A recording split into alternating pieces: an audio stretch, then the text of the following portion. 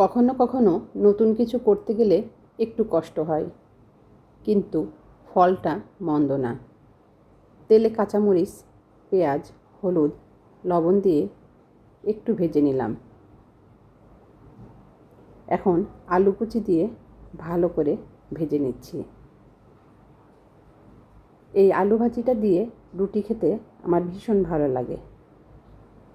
সাদামাটা একটা ভাজি, কিন্তু মনের শান্তিটা অনেক বেশি। সকালে নাস্তা তৈরির সময়টা একটু তাড়াহুড়ো থাকে, তবুও এই ব্যস্ততার মধ্যেও একটা আলাদা তৃপ্তি থাকে।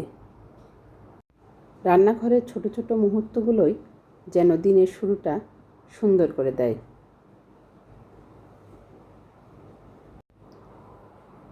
তো আমার ভাজিটা হয়ে গেল।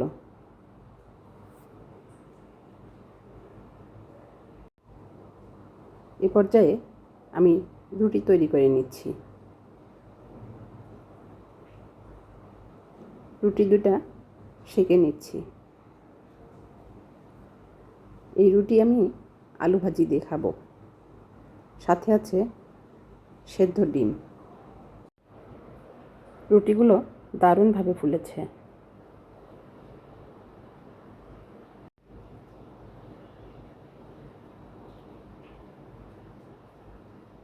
এ পর্যায়ে আমি নাস্তার পর্ব শেষ করে চা তৈরি করে নেব। সকালে 1 কাপ রং চা যেন শক্তি দেয়, মনটা হালকা করে, ঘুমের ঘোর কাটে, মাথাও ফ্রেশ লাগে। সত্যি বলতে দিনের শুরুটা চা ছাড়া যেন অসম্পূর্ণ।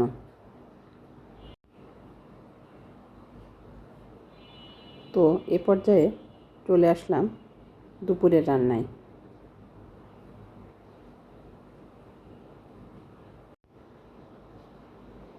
গাজর, ক্যাপসিকাম দিয়ে রুই মাছ ভুনা করব। মাছগুলো ভালোভাবে ভেজে নিচ্ছি।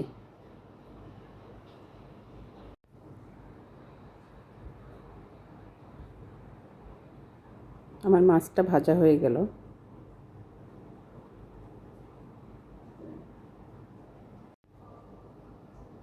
ক্যাপসিকাম শুধু স্বাদই বাড়ায় না, শরীরের রোগ প্রতিরোধ ক্ষমতা বাড়ায়। এই ক্যাপসিকাম দিয়েই আজকে আমি রুই মাছ ভুনা করব। পেঁয়াজ কুচি ভালোভাবে ভেজে নিয়েছি। এই পর্যায়ে দিয়ে দিয়েছি গুঁড়া মশলা আর বাটা মশলা। সামান্য পানি দিয়ে ভালোভাবে কষিয়ে নিয়েছি। এ পর্যায়ে দিয়ে দিয়েছি গাজর কুচি আর ক্যাপসিকাম। আমি এখানে 2 কালারের ক্যাপসিকাম নিয়েছি, সবুজ আর লাল। মাছগুলো দিয়ে দিয়েছি।